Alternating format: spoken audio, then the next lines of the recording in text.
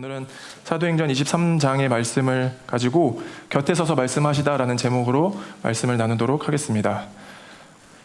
잘 지내셨죠? 네. 건강하시죠? 우리 옆 사람 같이 한번 인사 나눌까요? 잘 오셨습니다. 잘 오셨습니다. 네, 그렇습니다. 오후라 조금 나른하고 피곤할 수도 있을 거예요. 또 간식도 거하게 드시고 조금 피곤할 수도 있을 텐데 그래도 최대한 이렇게 노력해서 의지를 갖고 좀 말씀 앞에 나아갔으면 좋겠다는 생각이 들고, 특별히 오전에 아침부터 막 이렇게 섬기는 봉사자들, 교사들, 또 일부 예배 섬기는 청년들한테도 더 이렇게 힘 주셔서 하나님의 말씀이 잘 또 들리고 깨닫는 시간 될 수 있으면 좋겠습니다. 벌써 4월입니다. 한 분기가 지나고 우리나라 1년에 4분의 1이죠. 4분의 1이 지나가고 있는데 여러분들의 계획대로 잘 이렇게 시간이 흘러가고 있는지 모르겠어요. 지나고 나면 참 시간이 빠른 것 같다라는 생각이 듭니다. 4월 한 달 모두에게 좀 평안한 한 달 되었으면 좋겠다라는 생각이 듭니다.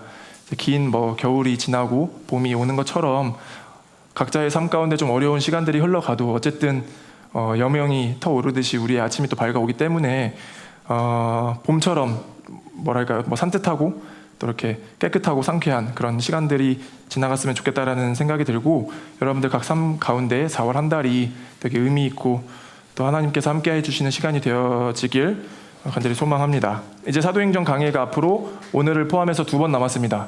제가 오늘 한번 하고 다음 주에 사도행전 마지막 마무리를 아마 할 것 같고, 부활주일 때 또 주임 목사님께서 말씀을 나눠주실 텐데 여러분들 그 12번의 사도행전 강해를 듣는 동안 아마 도움이 되셨는지 모르겠지만 꼭 돌아가셔서 여러분들의 시간을 따로 만들어가지고 의지를 가지고 만들어서 1장부터 마지막까지 28장까지 한번 전체적으로 좀 보는 연습들을 계속 하셨으면 좋겠습니다. 제가 중요하다라고 생각했던 포인트들을 그때그때마다 이렇게 12번에 나눠서 설교를 했지만 다루지 못하고 되게 중요했던 이야기들도 굉장히 많거든요. 그러다 보니까 성경을 어떤 파편적으로 딱 이 부분만 이해하고 해석하는 게 아니라 이것이 어떤 맥락 사이에 들어가 있는지 1장부터 마지막 장까지 전체적인 맥락을 좀 파악하면서 읽었으면 좋겠다라는 생각이 듭니다. 성경을 파편적으로 보면 안 되는 이유가 뭐냐면, 여러분들 퍼즐 해보셨는지 모르겠지만 1000피스, 1000피스 막 이런 큰 퍼즐을 할 때 그냥 한 조각 들고서 이게 뭐다라고 바로 예측하는 사람 없거든요. 그렇지 않습니까? 마찬가지로 우리가 성경을 그냥 한 절, 한 장 읽고서 그냥 이 성경이 이런 거구나라고 판단을 할 수가 없듯이 전체적으로 보는 게 가장 중요한 거예요. 제가 말씀드렸을 때 원래 성경은 장과 절이 없었다라고 했었죠. 장절을 우리가 편하기 위해서 이렇게 만들어진 건데, 그 말은 무슨 말이냐면 성경은 쭉 한 번에 읽어야 그것을 다 우리가 파악할 수 있고 그래야만 하는 어떤 이야기인 거죠. 그러다 보니까 다루지 못한 내용들까지도 여러분들이 꼭 돌아가셔서 이런 내용들이 여기에 있었구나 라고 좀 분석하듯이 좀 한번 봤으면 좋겠다라는 생각이 듭니다. 아셨죠? 성경 볼 때도 대관소찰, 그렇죠? 대관소찰 꼭 기억하세요. 전체적으로 보면서 또 분석을 하듯이 한 절 한 절 보면서 봤으면 좋겠다는 생각이 듭니다. 오늘 본문은 23장의 사건인데, 오늘 본문의 내용은 21장부터 스토리가 연결되는 내용으로 무려 26장까지 이어지는 이야기입니다. 그러니까 오늘 본문은 23장의 내용인데 21장부터 26장까지 전체적으로 이어지는 사건의 스토리라는 거예요. 우리 지난주에 19장 봤었는데 혹시 기억나시나요? 19장, 20장까지 바울의 3차 전도 여행 이야기가 기록이 되어 있고, 그리고 20장이 끝나고 21장부터 26장까지 하나의 사건으로 꿰지면서 이야기가 쭉 진행되는데, 그 내용이 무엇이냐? 바울이 로마를 가기 위해서 고난당하고 핍박당하고 신문받고 재판당하고 변론하고 이런 이야기들, 로마를 가기 위해서 계속 어떤 문제가 발생하고 이야기를 나누고 토론하고 이런 이야기가 21장부터 26장까지 쭉 이어지게 되는 거예요. 사도행전 처음 시작할 때 우리 사도행전의 어떤 목표가 되어지는 근거, 이유가 되어지는 말씀, 기록 목적의 말씀 뭐라고 했는지 기억나시나요? 사도행전 1장 8절, 오직 너희에게 성령이 내리시면 너희가 권능을 받고 예루살렘과 온 유대와 사마리아와 땅끝까지 이르러 내 증인이 될 것이다. 그러니까 사도행전 전체적인 이야기는 이 말씀이 성취되어지는 과정과 이야기를 보여주기 위해서 나머지 기록들이 있는 거죠. 지금 바울이 계속 전도 여행을 하면서 예루살렘과 온 유대와 사마리아와 땅끝에까지 이르러 복음이 증언되어야 할 것이다를 성취하기 위해서 지금까지 우리가 이야기들을 살펴왔던 건데, 점점 클라이막스로 가고 있는 거예요. 21장부터 26장까지 무려 1, 2, 3, 4, 5, 6 6장에 걸쳐서 하나의 이야기가 연결되어지는데 로마를 가기 위해서 신문당하고 고난당하는 바울의 모습, 재판받는 바울의 모습, 이 이야기가 펼쳐진다라는 것입니다. 21장, 22장, 오늘 23장인데 21장부터 26장까지 이야기 중에 21, 22장에는 무슨 내용이 있냐? 바울이 3차 전도 여행을 마치고 예루살렘을 방문합니다. 예루살렘에 방문했을 때 야고보를 만나고 주변의 그런 유대인들, 그 사람들, 동료들을 만나면서 그간 사역에 있었던 이야기들을 나누고 은혜를 나누죠. 그때 예루살렘의 유대인들이 바울을 붙잡습니다. 야, 바울이 예루살렘에 왔대라고 해서 체포를 해요. 유대인들 입장에서는 바울이 정말 마음에 안 들었던 사람입니다.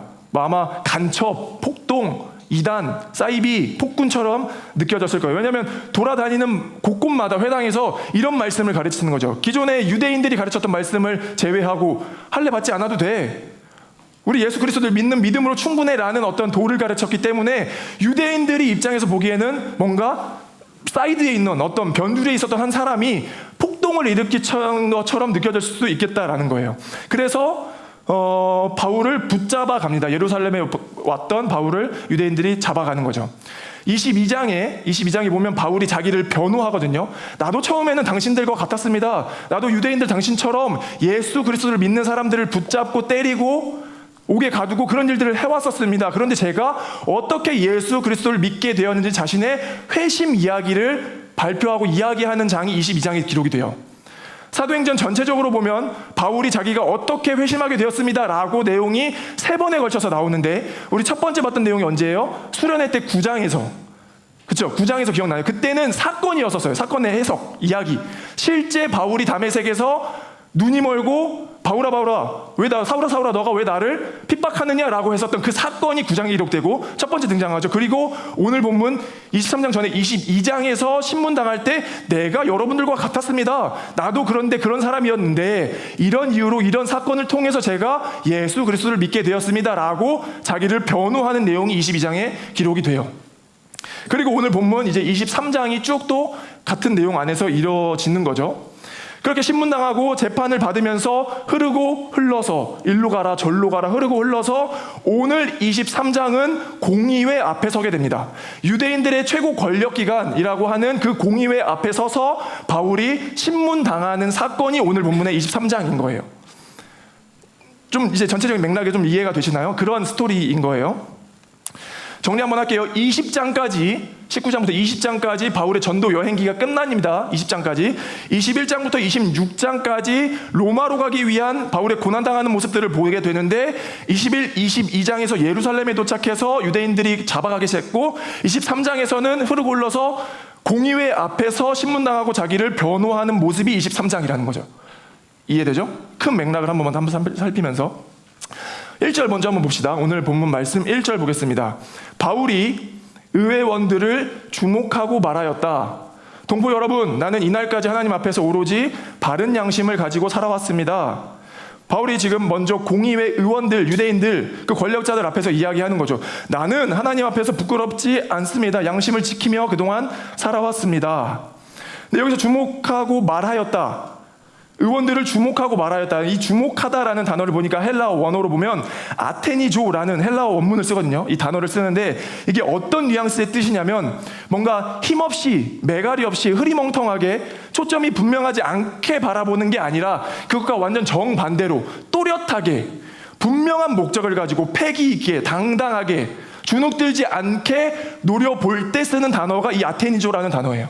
그럼 무슨 뜻이냐면 지금 바울이 고난당하고 있는 거죠. 신문 받고 있는 입장, 너 왜 그랬어라고 당하고 있는 입장임에도 불구하고 자기 자신의 소신을 굽히지 않고 당당하게 노려보면서 지금 얘기했다라는 것을 우리가 캐치할 수 있게 되는 거예요.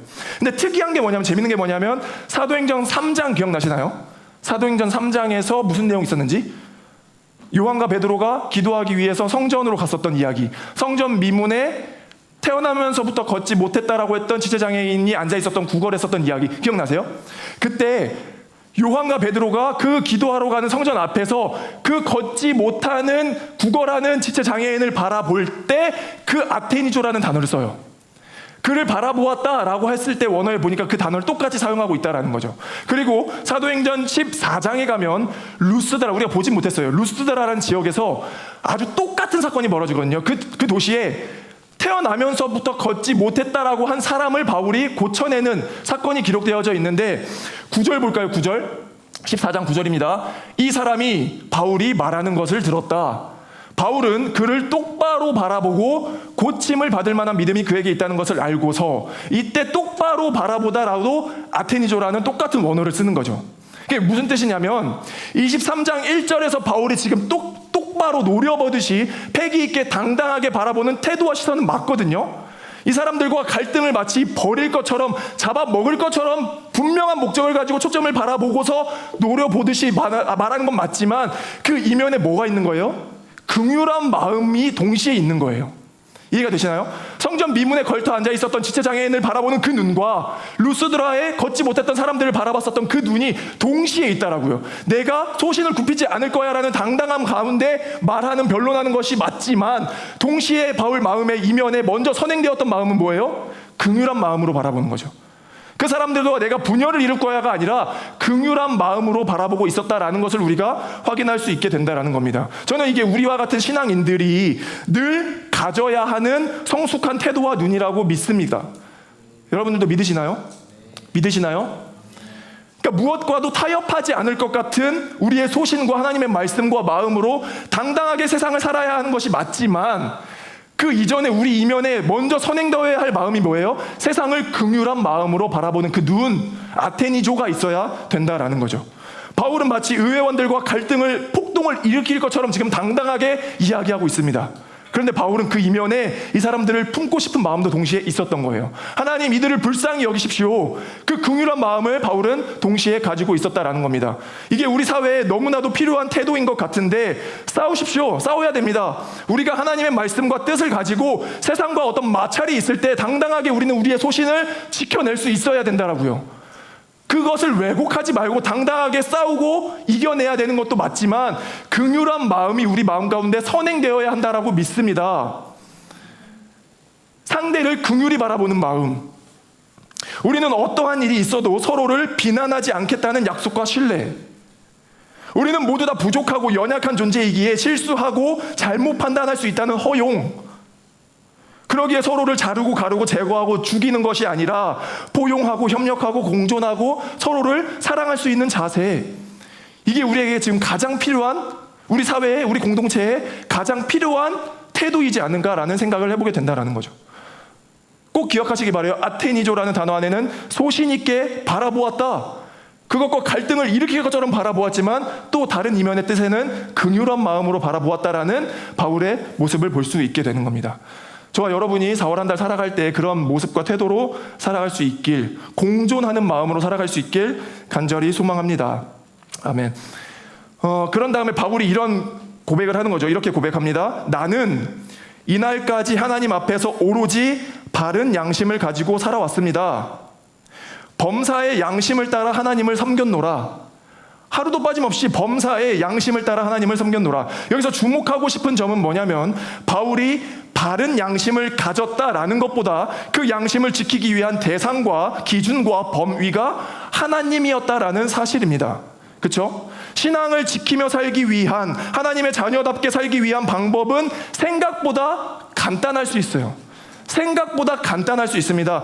이 일을 하는 것은 하나님이 기뻐하시는가?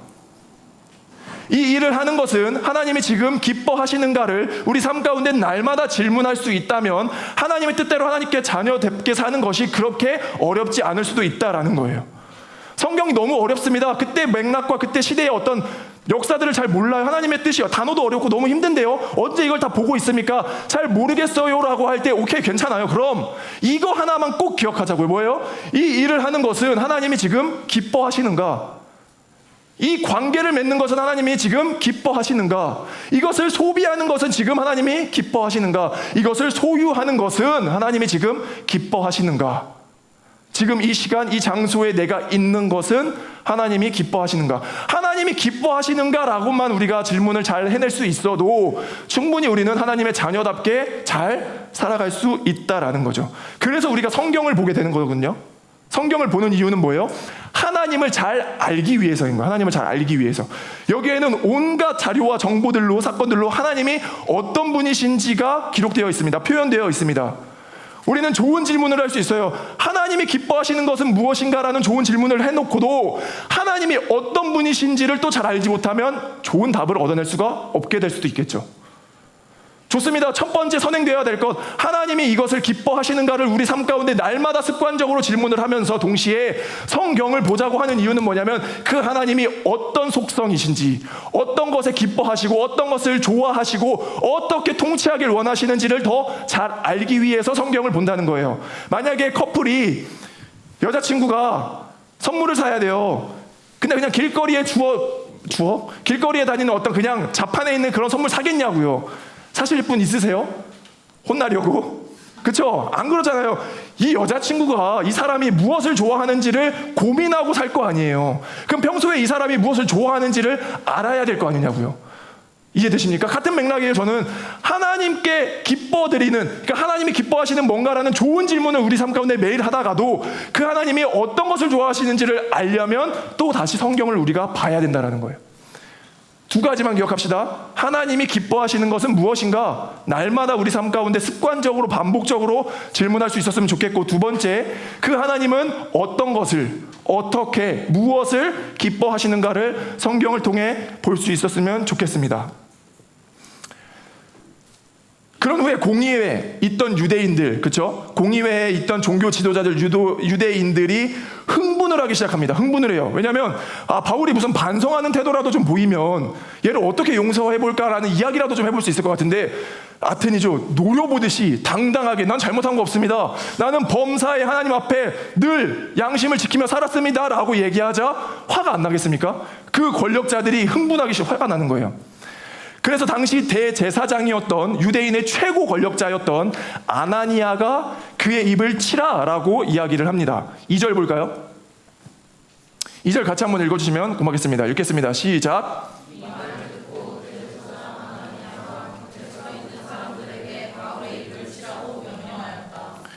네, 이 말씀은 띄어놔 주시고, 그러니까 우리가 한번 상상해 보세요. 여러분들 이미지로 머릿속에 그 당시에 재판받고 있는 모습을 한번 상상해 보자고. 뭐냐면 되게 아이러니할 수 있거든요. 당시 모든 사람들이 인식하기에, 눈에 보여지기에는 가장 믿음이 좋고 가장 하나님의 자녀답고 가장 모범이 돼야 할 사람은 대제사장 아나니아입니다. 그렇죠? 그런데 또 당시에 사람들이 인식하기에, 보여지기에는 가장 사이비, 가장 위험해, 가장 폭동이야, 간첩이야, 절대 있어서는 안 되라고 불리던 사람이 바울이라고요. 완전한 대척점에 있는 그 두 인물이 한 자리에 서 있는데, 그러나 하나님의 평가, 우리가 보는 관점에서는 실제 그 믿음이 누가 좋은지를 바라보세요. 보여지는 것이 아니라 실제 그가 어떠한 마음과 어떤 태도로 살고 있는가가 완전히 또 스위치되는 모습을 보게 되는 거죠. 이해가 되시나요? 그 당시의 상상을 딱 이미지로 보면 대제사장 아나니아가 바울의 입을 치라라고 하는데, 그는 모든 사람이 보기에는 완전 신앙이 퍼펙트한 종교 지도자, 이런 권력자 사람인데 바울은 그렇지 않았거든요. 근데 실제 하나님의 평가는 어떻게 돼요? 완전히 바뀌어버리는 거예요. 그럼 우리가 알 수 있게 되는 건 뭐냐면 눈에 보여지는 것이 중요하지 않구나를 알 수 있게 되는 것 같아요. 우리가 어떤 신앙 좋아 보이는 모습들, 그거 필요한 건데 좋은 건데, 그거보다 더 선행돼야 될 건 뭐예요? 진짜 신앙이 좋은가? 하나님의 말씀을 늘 순종하는 마음으로 하나님의 뜻대로 살려고 노력하고 있는가? 그게 우리 눈에는 다 보여지지 않더라도 여러분들의 각자의 삶 가운데 증거되어지고 하나님 앞에서 선행되어지고 있다면 그건 하나님이 그렇게 평가를 하신다라니까요. 제가 믿음이 좋고 제가 신앙이 좋은 게 아니라 여러분들이 삶에서 하나님 말씀을 늘 순종하려고 할 때, 그때 하나님이 더 여러분들의 믿음을 귀하게 평가하신다라는 거죠. 극단적인 예를 들어서 재산이 엄청 많아요. 수천 수백억이 있습니다. 근데 그 사람은 늘 불안과 염려와 이 재산을 지키기 위해서 때로는 불법과 살인도 저지를 수도 있어요. 그런 한 사람과 그냥 하루하루 노동을 해서 먹고 살아야 하는 어떤 그냥 평범한 시민 사람이 있다라고 쳤을 때, 이 사람은 늘 자족하며 그 하루하루 주신 것에 감사하며 사는 거죠. 예를 들면 지금 아나니아, 완전 권력의 중심에 있던 그 사람, 그러나 삶은 엉망이 되어져 있는, 이것을 지켜내기 위해 어떻게 할 줄 모르는 그 사람과 우리 20장 우리 금요 예배 때 말씀 나누었던 그 유두고라는 청년처럼 하루하루 노동을 하지 않으면 살 수 없는 그 종의 신분을 살지만 이 두 사람을 봤을 때 우리가 무엇이 어떤 삶이 더 잘 살고 행복하다라고 평가할 수 있겠냐라는 거죠. 수백억 가지고 싶은 사람 계세요? 있을 수 있었어요. 좋아요. 하고자 하고 싶은 말은 뭐냐면, 저는 충분히 여러분들 양심 가운데 분명히 대답할 수 있을 거라고 생각을 해요. 뭐냐면 그 불법과 그 어떤 거짓말을 늘 일삼으면서 나도 그것이 다 인식되는데도 불구하고 어쩔 수 없이 내 삶을 지켜내기 위해서 살아가는 그 사람보다도 오히려 하나님 앞에서 하나님을 예배하고 찬양하며 하루하루 주신 것에 감사하는 삶을 더 살고 싶다라는 욕구가 있다라고 저는 믿는다라는 거죠. 하나님은 늘 우리에게 그런 양심을 주셨기 때문에. 저조차도 그렇게 살고 싶어요. 제가 뭐 엄청 돈을 많이 벌어서 살면 좋겠죠. 돈 자체를 부정하는 건 아니지만 그것을 지키기 위해서 오히려 중요한 걸 중요하지 못하게 바라보는 그 모습보다 차라리 그럴 바에 하루하루 감사하게 하루하루 노동을 하며 주신 것에 감사하며 사는 그 건강한 삶, 양심을 따라 사는 삶이 더 좋겠다라는 거예요. 지금 아나니아와 바울의 보여지는 모습과 이면의 그의 삶의 모습을 스위치하면서 우리가 바라볼 수 있다면 더 한번 우리가 우리의 삶을 고민해 볼 수 있을 것 같다는 생각이 듭니다. 저와 여러분이 늘 하나님 앞에 바른 양심을 가지고 살아갈 수 있길 간절히 소망합니다. 아멘. 그 바른 양심이 범위와 그러니까 기준, 누구 앞에서 바른 양심을 가졌는가를 더 우리가 집중해서 볼 수 있으면 좋겠는 거죠. 자, 그런 아나니아가 바울의 입을 치라고 명령하자 바울이 변론하는 모습, 나는 이런 사람입니다라고 하는 변론의 모습이 6절부터 후반부까지 쭉 이어지는 거예요. 보시다 보면 좀 어려운 내용이 있었을 수 있습니다. 뭐 바리새파라고 하는 사람, 사두개파 이런 내용 나오다 보니까 이게 뭐지? 조금 어려웠을 수도 있는데 간단하게 설명을 좀 드리자면 당시 유대인이라고 해서 다 한 유대인이 아니었습니다. 유대인 안에서도 파가 좀 있었거든요.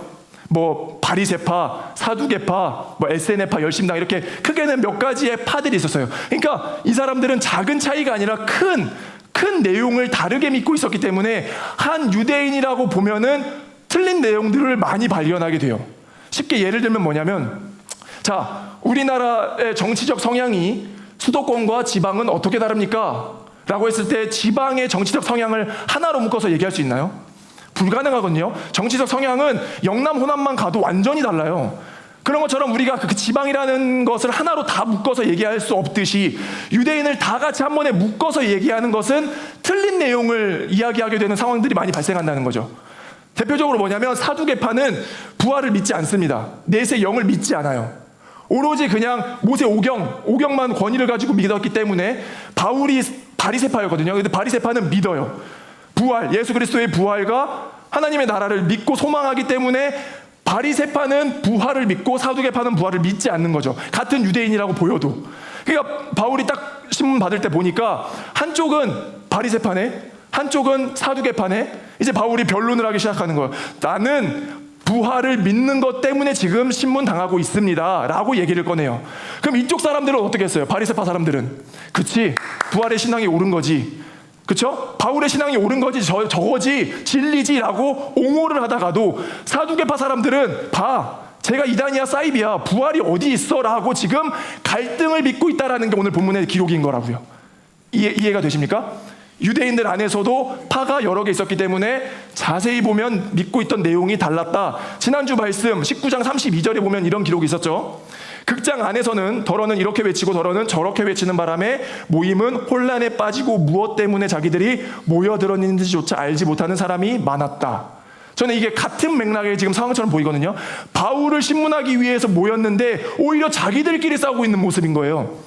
야, 부활을 믿을 수 있어? 부활은 있어 라고 서로가 싸우는 모습들 때문에 오히려 바울의 재판을 하지 못하고 어그러지는 상황이, 꼬여지는 상황이 지금 연출되고 있다라는 거죠. 유대인들이 서로 분열하고 싸우는 모습이 연출됩니다. 10절, 싸움이 커지니 천부장은 바울이 그들에게 찢길까 염려하여 군인더러 내려가서 바울을 그들 가운데 빼내어 병영 안으로 데려가라고 명령하였다. 소동이 걷잡을 수 없이 커지는 거예요.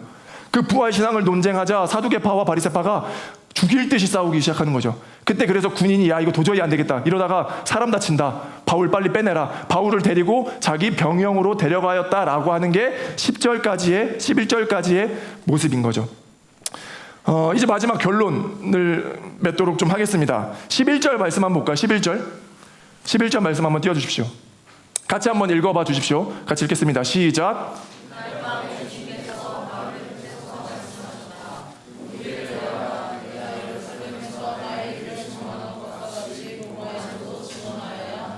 아멘. 오늘 말씀의 시간들을 쭉 한번 타임라인을 보는 거죠. 막 계속 떠돌아요. 이쪽 가서 신문 받고 저쪽 가서 신문 받고 바울이 고통당하고 있습니다. 대제사장 공의회 앞에서 또 신문 당하죠. 저 입을 쳐라. 바리새파와 사두개파가 분열하기 시작해요. 그러자 너무 큰 폭동이 일어나자 바울을 따로 데리고 갔습니다. 그 앞에서 11절 말씀이 벌어지고 있는 거죠. 아무리 강인한 바울이라고 할지라도 굉장히 두렵고 떨렸을 것 같다라는 생각이 듭니다. 실제 바울이 두렵고 떨리지 않았으면 이 말씀이 기록되지 않았을 거거든요. 저는 이 말씀이 있다라는 뜻은 바울도 우리와 같은 인간이기 때문에 두렵고 떨렸구나라는 것을 증언해 주는 것 같은 느낌인 거예요. 그렇지 않을까요? 바울도 두려웠어요. 하나님의 복음을 가지고 그 사명을 감당하기 위해서 나갔다라고는 하지만 늘 그런 상황이 나에게 마주했을 때 두렵지 않겠습니까? 감정이 없는 로봇가 아니잖아요. 바울도 늘 두렵고 떨렸구나라는 것을 보여주고 있는 거죠. 그 두렵고 떨려하고 있는 바울에게 주님께서 위로의 말씀을 해주십니다.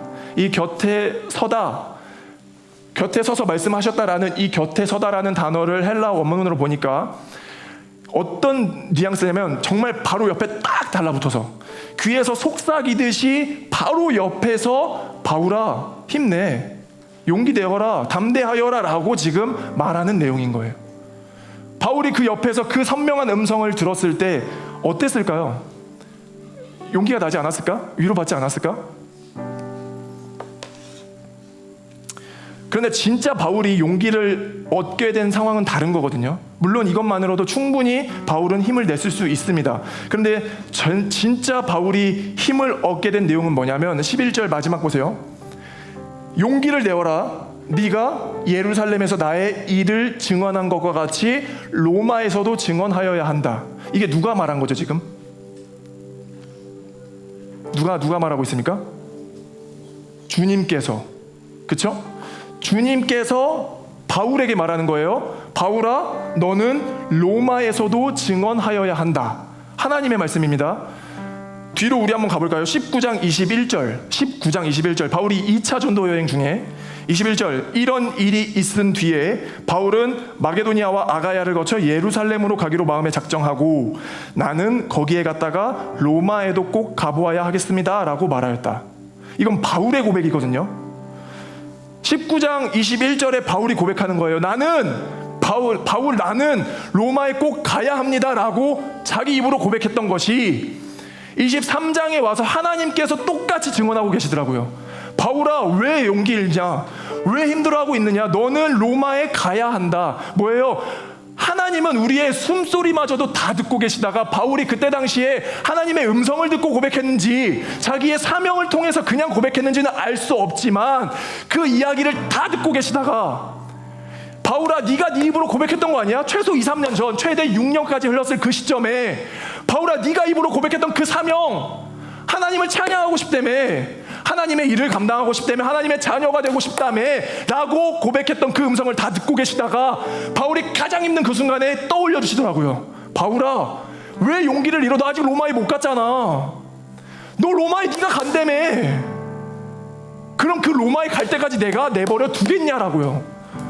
이게 정말 선명한 음성 아닙니까? 이게 정말 구체적인 위로 아니냐고요. 어떤 추상적으로 감정적인 위로가 아니라 우리의 고백을 다 듣고 계셨더라고요. 우리가 신앙이 성숙하지 못했을 때 어쩌면 너무 허무맹랑한 이야기조차도 하나님이 다 듣고 계시다가 그래, 너 그 음성 내가 다 기억하고 있어. 너가 그 일을 충분히 감당할 수 있을 때 내가 다 이룰 거야. 여러분들의 고백 가운데 그 음성이 들려지길 간절히 소망합니다. 내가 하나님이 너무나도 좋아서 사랑하여서 나의 사명을 감당하고 싶어서 하나님의 자녀답게 살고 싶어서 고백했던 그 고백들 하나님이 다 기억하고 계시다가 여러분들이 위기의 순간 가운데 내가 그것을 할 수 없다라고 판단하는 그 순간에 하나님이 음성을 들려주신다는 거죠. 바울아, 너는 로마에 가야만 해. 가기 전까지는 내가 그대로 두지 않을 거야. 이 구체적이고 선명한 음성이 들려지길 간절히 소망합니다. 꿈을 포기하지 않았으면 좋겠어요. 여러분들이 더 건강한 가정을 이루고 싶다라는 하나님 앞에서의 꿈, 내가 나의 은사를 통해서 하나님께 더 영광이 되고 싶다라는 어떤 꿈, 내가 나의 어떤 연약한 모습이지만 하나님께 드림으로, 그냥 단돈 10,000원이라도 드림으로 하나님께 더 구체적인 영광이 되고 싶다라고 하는 어떤 그 꿈을 포기하지 않았으면 좋겠다라는 거죠. 왜요? 하나님이 다 듣고 계시기 때문에. 그리고 그 마음을 하나님이 가장 기뻐 받으시기 때문에.